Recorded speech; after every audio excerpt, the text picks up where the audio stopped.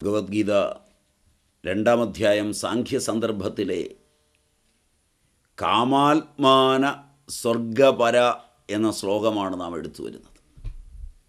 അതിൽ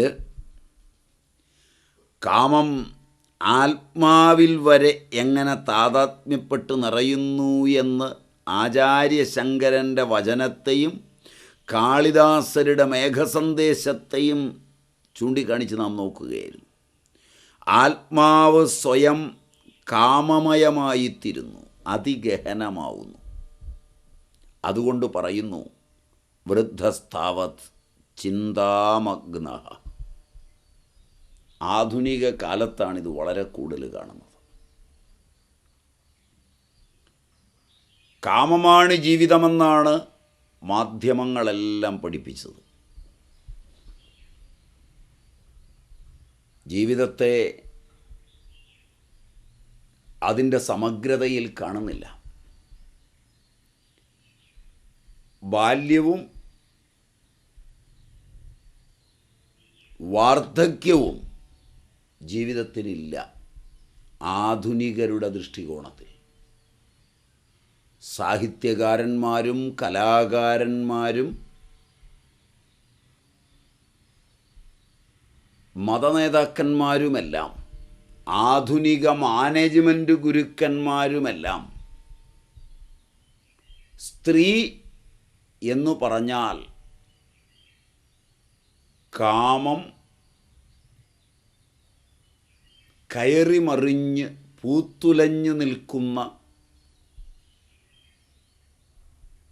കൗമാര യൗവനങ്ങളെയാണ് സങ്കല്പിക്കുന്നത്.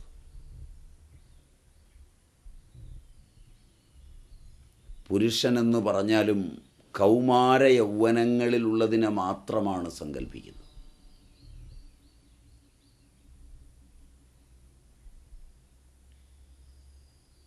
അന്യനെ ആശ്രയിച്ച് സ്വയം തീരുമാനമെടുക്കാനാവാത്ത ശൈശവ ബാല്യങ്ങളെയും വാർദ്ധക്യത്തെയും ആധുനികർ പരിഗണിക്കുന്നു തന്നെയില്ല.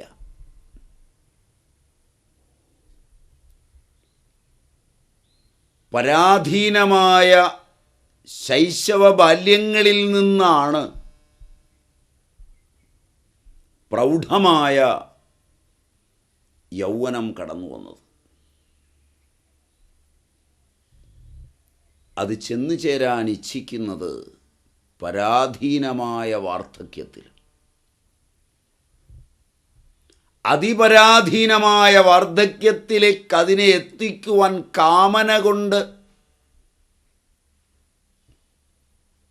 സജ്ജീകരിക്കുന്ന ഒരു വിദ്യാഭ്യാസമാണ് ആധുനികർ ഇന്ന് നേടുന്നത്.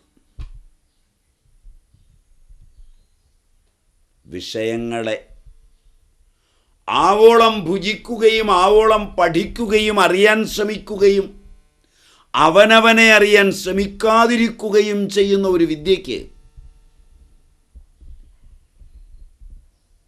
അതിനനുഗുണമായി നൽകുന്ന ഒരു പഠനത്തിന് മാനവചേതനയെ ഒരിക്കലും ആനന്ദലഹരിയിലെത്തിക്കുവാനും കഴിയില്ല. സങ്കീർണമായ വാർദ്ധക്യത്തിൻ്റെ ഈതിബാധകളെ തടയാൻ കഴിയണമെങ്കിൽ കാമന തന്നെ വിഴുങ്ങാതിരിക്കണം യൗവനത്തിൽ. ഈ ഒരു സന്ദേശവും പഠനവും ഭാരതത്തിൻ്റെ ഒസ്യത്ത് തന്നെയാണ്. അതുകൊണ്ട് വാർദ്ധക്യം ചിന്താമഗ്നമാകാതിരിക്കണമെങ്കിൽ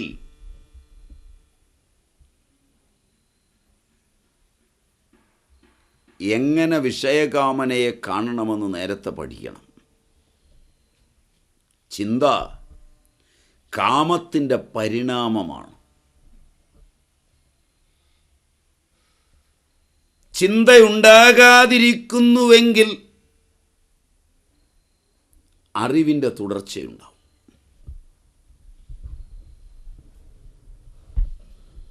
ചിന്തകളെല്ലാം കാമത്തിൻ്റെ ഫലമാണ്. അതുകൊണ്ട് തന്നെ ചിന്താമഗ്നനാകുന്നു വൃദ്ധൻ. ചിന്ത കാമത്തിൻ്റെ പരിണാമമാണെന്നറിഞ്ഞ് കഴിയുമ്പോഴാണ് മനസ്സിലാവുക ഉത്കടമായ കാമം കൊണ്ട് അതിചിന്തയുണ്ടാകും. ചിന്താം അപരിമേയം ച പ്രളയാന്താമുപാശ്രിതാഃ. ചിന്താം അപരിമേയാം ച പ്രളയാന്താം ഉപാശ്രിതാഃ. ഇപ്രകാരം കാമാദികളായ ആസുരീ സമ്പത്തികളുടെ പ്രകരണത്തിൽ ഭഗവാനും പറയും. ദേവാസുര സമ്പത്ത് വിഭാഗയോഗത്തിൽ ആ ചിന്തയിൽ മനുഷ്യൻ മഗ്നനായിരിക്കുന്നു. അതായത് അതിൽ മുങ്ങിത്താഴുന്നു. മുങ്ങുകയെന്നാൽ പൂർണ്ണമായും കാമമയമാവുക. ബൃഹദാരണ്യകത്തിൽ ചക്ഷുർമയം, ശ്രോത്രമയം തുടങ്ങിയവ പറഞ്ഞിട്ട് പറയുന്നുണ്ട്. അധോ ഖൽവാഹു കാമമയ ഏവായം പുരുഷ ഇതി സകഥാ സയഥാ കാമോ ഭവതി തത്ക്രതുർഭവതി. അധോ ഖൽവാഹു കാമമയ ഏവായം പുരുഷ ഇതി സയഥാ കാമോ ഭവതി തത്ക്രതുർഭവതി. എന്നിങ്ങനെ പുരുഷൻ കാമമയൻ തന്നെ എന്ന് പറയപ്പെടുന്നു. എങ്ങനെ കാമമുണ്ടാകുന്നുവോ അങ്ങനെ ക്രതു നടക്കുന്നു. ക്രതു എന്നതിനർത്ഥം സങ്കല്പം, ചിന്തനം, ചിന്തയുടെ പരിണാമമാണ്. യത് ക്രതുർഭവതി തത് കർമ്മ കുരുതേ. യത് കർമ്മ കുരുതേ തദഭിസമ്പദ്യതേ.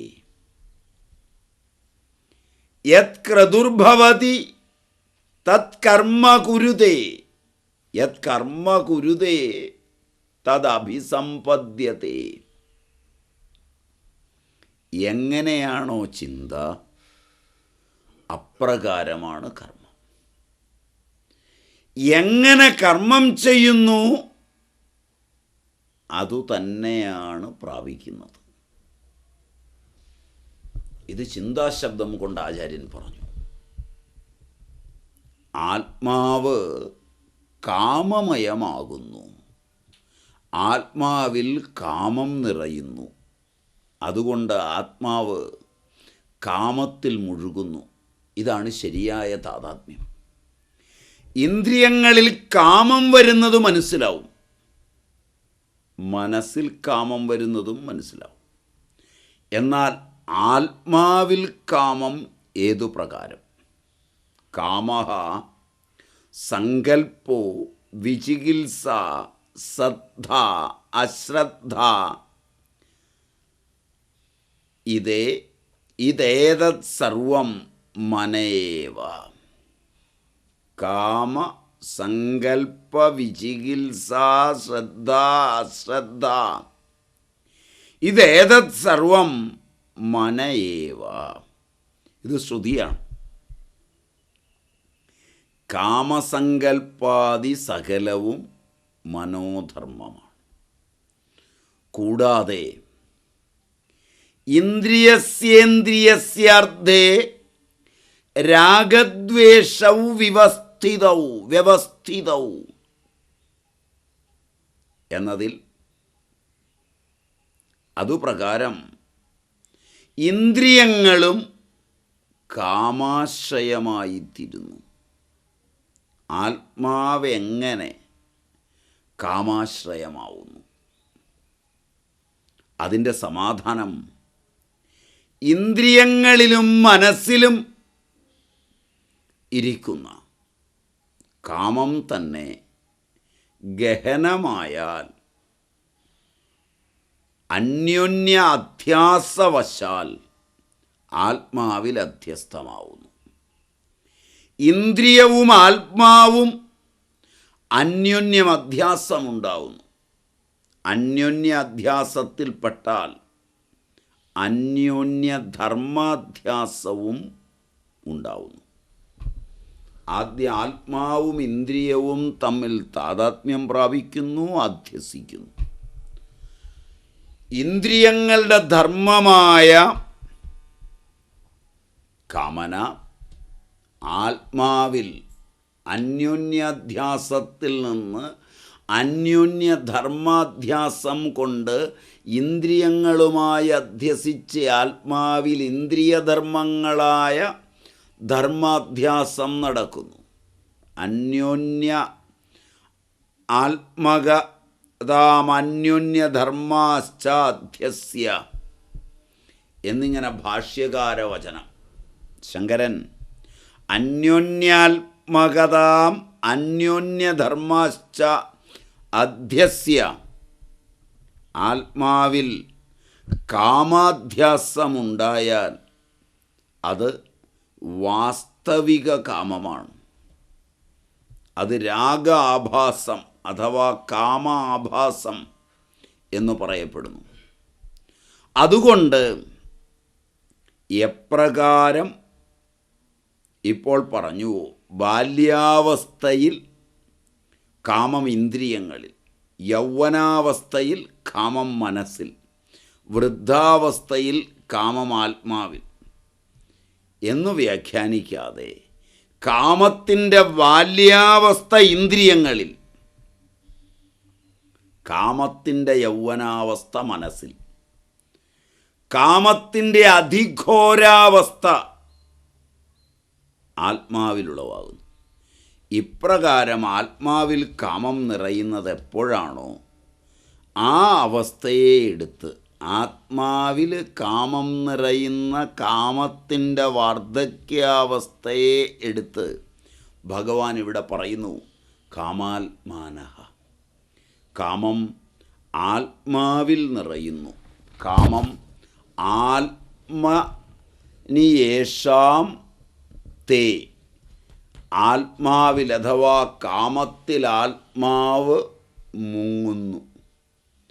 കാമേ ആത്മായേഷാം തേ, അഥവാ കാമവും ആത്മാവും തമ്മിൽ ഭേദമില്ലാതാകുന്നു. കാമ ഏവാത്മായേഷാം തേ, ഈ വിഗ്രഹങ്ങളിൽ കാമാത്മാനഃ പുഷ്പിതവാണിയുടെ പുറകെ ആരാണിരിക്കുക? നിത്യ ദസ്തീതിവാദിനഃ, ഈ വിഷയോപഭോഗം തന്നെ എല്ലാമാണ്, വേറെ ഒന്നുമില്ല എന്നു പറയുന്ന ആളുകൾ. ഉത്തരം കാമാത്മാനഃ. സ്വർഗപരാഹ, അവർക്ക് പരമവസ്തു സ്വർഗമാണ്. സ്വർഗ ഏവ പരോ യേഷാം തേ, അവർ അന്യവസ്തുക്കളെ ഒന്നും മാനിക്കുന്നില്ല. സ്വർഗപര, ശബ്ദം കേട്ടിട്ട് അവരെ മൂഢരെന്ന് എല്ലാവരും പറയുക സംഭവമാണ്. പഴയ ആളുകൾ ആകാശത്തേതോ സ്വർഗലോകമുണ്ടെന്ന് സങ്കല്പിച്ചു കഴിഞ്ഞിരുന്നു. വാസ്തവത്തിൽ മരണോത്തരം സ്വർഗം തന്നെ. സ്വർഗമെന്നൊന്നില്ല. സ്വർഗത്തെക്കുറിച്ചുള്ള കാമന പ്രാചീനരേക്കാൾ ആധുനികർ വച്ചു പുലർത്തുന്നുണ്ട്. എന്നാൽ പ്രാചീനരെ വിമർശിക്കുന്നുമുണ്ട്. സ്വർഗം കേവലം മരണോത്തരം അദൃശ്യലോകമല്ല തന്നെ. സ്വർഗമെന്നു പറയുന്നത് ശരിയായ അർത്ഥത്തിൽ സുഖത്തെയാണ്. ഇതിൻ്റെ വ്യാഖ്യാനം നമുക്ക് മറ്റൊരിടത്ത് പറഞ്ഞിട്ടുണ്ട്. അത് നേരത്തെ നാം കണ്ടതുമാണ്. അവിടെ സ്വർഗശബ്ദത്തിൻ്റെ അർത്ഥം അനിവാര്യവുമായിരുന്നു. 31 ശ്ലോകമാണെന്ന് തോന്നുന്നു. മീമാംസകന്മാർ തന്നെ സ്വർഗപദത്തിൻ്റെ വ്യാഖ്യാനം ഈ പ്രമാണത്തിലാണ് പറഞ്ഞിട്ടുള്ളത്. മീമാംസ്യമായി സ്വർഗശബ്ദത്തിൻ്റെ അർത്ഥം കൃത്യമായി വളരെ നേരത്തെ പറഞ്ഞിട്ടുണ്ട്. എന്ന ദുഃഖേന സംഭിന്നം നജഗ്രസ്ഥമനന്തരം അഭിലാഷോപനീതം ച തത്സുഖം സ്വപദാസ്പദം. എന്ന ദുഃഖേന സംഭിന്നം നജഗ്രസ്ഥമനന്തരം അഭിലാഷോപനീതം ച തത്സുഖം സ്വപദാസ്പദം. എന്താണ് സ്വർഗം? ശബ്ദസ്പർശരൂപരസഗന്ധാദി വിഷയജന്യ സുഖത്തിനുള്ള അഭിലാഷം എല്ലാവരുടെയും മനസ്സിലുണ്ടല്ലോ. നല്ല വീട്, നല്ല bungalow, flat, furniture, car, motor, radio, TV ഇവയ്ക്കെല്ലാമുള്ള അഭിലാഷം എല്ലാവരുടെയും മനസ്സിലുണ്ട്. ഉണ്ടെങ്കിൽ സ്വർഗത്തിൻ്റെ പ്രഥമ സോപാനം നിങ്ങൾ മാനസികമായി കടന്നു. ഇതെല്ലാം സുഖത്തിനു വേണ്ടിയാണ്. അതിൻ്റെ പ്രഥമ സോപാനം മാനസികമായി കടന്നതാണ് ഇതിലെല്ലാമുള്ള അഭിലാഷം. അതിലേറി കടക്കണമെങ്കിൽ കർമ്മം ചെയ്യണം. ഇതൊക്കെ ലഭിക്കാൻ കർമ്മം ചെയ്തേ പറ്റൂ. മനസ്സിൽ കടക്കുന്നതിന് വിഷമമൊന്നുമില്ല. സ്വർഗം മാനസികമായി അനുഭവിക്കുവാനും മനസ്സിൽ സ്വർഗം കിടക്കുവാനും ഒന്നും ഒരു കർമ്മവും വേണ്ട. എന്നാൽ അതിലേറി കടന്നു പോകണമെങ്കിൽ നല്ല പോലെ പണിയെടുത്താലേ ഇതെല്ലാം ഉണ്ടാവുള്ളൂ. കർമ്മം ചെയ്യണം. പലതരത്തിൽ കർമ്മം ചെയ്ത് നേടാം. അങ്ങനെ കടക്കുന്നതിന് പറ്റും. മനസ്സിൽ കിടക്കുന്നതിന് വിഷമവുമില്ല. തുടർന്ന് മനസ്സിൽ ഇച്ഛയുണ്ടാവട്ടെ ഇല്ലാതിരിക്കട്ടെ, ഈ വസ്തുക്കളെല്ലാം നമ്മുടെ ഇപ്രകാരം ഉണ്ടാക്കിയവയാണ്. ഇതെല്ലാം നമ്മൾ ഇപ്രകാരം ഉണ്ടാക്കിയെടുത്തവയാണ് കാമനയിലൂടെ.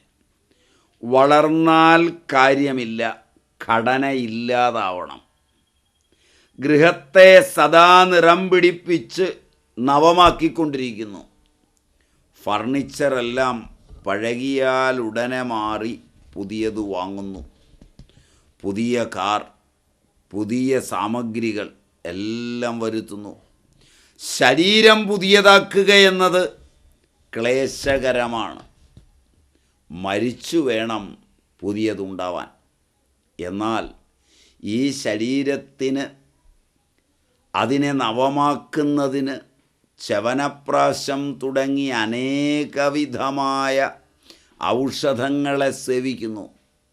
അതുകൊണ്ട് സഫലതയുണ്ടോ ഇല്ലയോ എന്നത് വേറെ കാര്യം. ഇപ്രകാരം മനസ്സിൽ അഭിലാഷമുണ്ടെങ്കിൽ സ്വർഗത്തിൽ പോകുന്നതിനുള്ള ഒരു വഴി മനസ്സുകൊണ്ട് തരണം ചെയ്തു എന്നറിയണം. ഇനിയും ശ്രദ്ധിച്ചു നോക്കിയാൽ എൻ്റെ മനസ്സിനനുസരിച്ചു വേണം എല്ലാം എന്ന് നമുക്കാഗ്രഹമുണ്ടോ ഇല്ലയോ, അങ്ങനെ ആകുമോ ഇല്ലയോ എന്നത് വേറെ കാര്യം. ഈ ലോകം എൻ്റെ മനസ്സിനനുസരിച്ച് പോകണമെന്ന് ആഗ്രഹം മനുഷ്യനുണ്ടോ? അങ്ങനെ ആയാലും ഇല്ലെങ്കിലും എൻ്റെ സങ്കല്പം പോലെ വേണം ഈ ലോകം ചലിക്കുവാൻ. ഞാൻ എന്തു വിചാരിക്കുന്നു അതുപോലെ വേണം നടക്കാൻ. എന്താഗ്രഹിക്കുന്നുണ്ട് ഞാൻ എന്ത് ആഗ്രഹിക്കുന്നു അത് ലഭിക്കണം. അപ്രകാരമുള്ള അഭിലാഷം മനസ്സിനുണ്ടായാൽ നിങ്ങൾ സ്വർഗത്തിൻ്റെ മൂന്നാമത്തെ വഴി തരണം ചെയ്തു കഴിഞ്ഞു. ഈ 3 കാര്യങ്ങളും എവിടെയുണ്ടോ അതുതന്നെയാണ് സ്വർഗം. ഈ 3 പ്രസിദ്ധമായ സ്വർഗത്തിലും കൂടി ഇവയില്ല. എന്നിട്ടുമുണ്ടെന്ന് വിചാരിക്കുന്നു. സ്വർഗത്തിലും ദുഃഖസംഭേദമുണ്ട്. അവിടെയും കൂടി കുറച്ചു കൂടുതൽ ദുഃഖം ഉളവായിക്കൊണ്ടിരിക്കുന്നു. സ്വർഗത്തിലും അസുരന്മാർ കയ്യേറ്റം നടത്തുന്നുണ്ട്.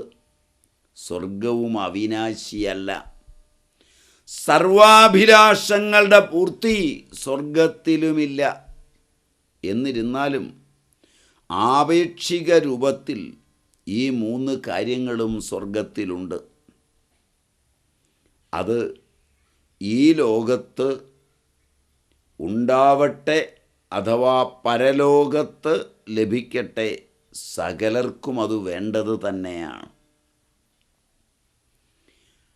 അതുകൊണ്ട് ഇന്നത്തെ ആളുകൾ സ്വർഗനാമത്തിൽ പരിചിതരല്ലെങ്കിലും ആ പേര് കേട്ടാൽ കേവലം മരണോത്തര ഭാവി കൽപ്പന മാത്രമെന്നറിഞ്ഞ് ഉപേക്ഷാരതന്മാരാണെങ്കിലും കൂടി അത് വേണമെന്നുള്ളവരാണ്.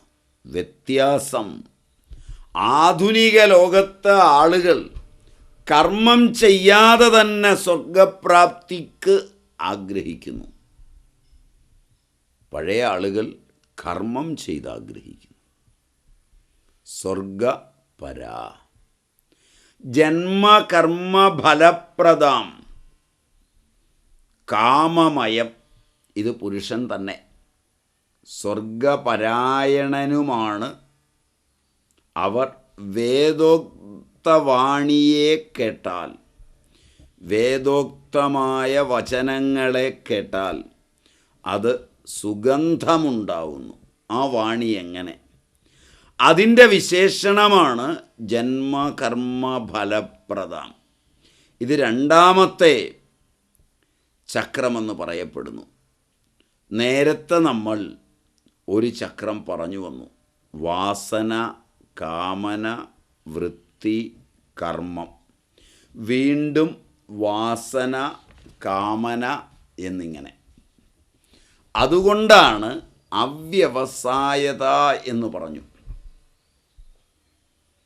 അന്ത അഭാവം, പര്യവസാനാഭാവം, ശാശ്വത ലക്ഷ്യ അഭാവം. ഇതെല്ലാം നാം കണ്ടതാണ്. അവസാനമില്ല, അന്ത്യമില്ല, അന്താഭാവം. പര്യവസാനമില്ല, പര്യവസാനാഭാവം. ശാശ്വതമായ ലക്ഷ്യമില്ല, ശാശ്വത ലക്ഷ്യാഭാവം. ഇവിടെ ദ്വിതീയ ചക്രമാണ്. ജന്മവും ഫലവും എന്നറിയുക. 2ാമത്തെ ചക്രമാണ് ജന്മവും ഫലവും. അല്ലെങ്കിൽ ഇതുകൊണ്ടുണ്ടാകുന്ന ഫലത്തെ അറിയണം. കാമനയുണ്ടായാൽ കർമ്മം ചെയ്യണം. കർമ്മം കൊണ്ട് ജന്മം ഉണ്ടാവും.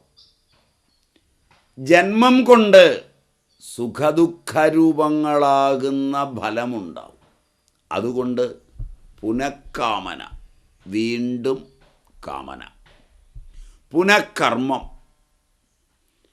ഇത് രണ്ടുമുണ്ടാവും. കർമ്മജന്മഫലപ്രദം എന്നു പറഞ്ഞില്ല. എന്തുകൊണ്ടെന്നാൽ ഇതിലെല്ലാം പുനഃകർമ്മം വരുന്നുണ്ട്. സനാതനവും സമഗ്രവുമായ ജീവിത ദർശനത്തെ അതിമനോഹരമായ ഭാഷയിൽ മഹാഭാരത യുദ്ധക്കളത്തിൽ വെച്ച് അർജുനനെ മുൻനിർത്തി സമസ്ത മാനവികതയ്ക്കുമായി നൽകിയ അസാധാരണനും അത്യുന്നതനും ലോകവന്ദ്യനുമായ ആ മഹാഗുരുവിന്, ശ്രീകൃഷ്ണ പരമാത്മാവിന് ഭക്തിപ്രസയപൂർവം പ്രണാമങ്ങൾ അർപ്പിച്ച് ഈ ഭാഗം നമുക്ക് ഉപസംഹരിക്കാം.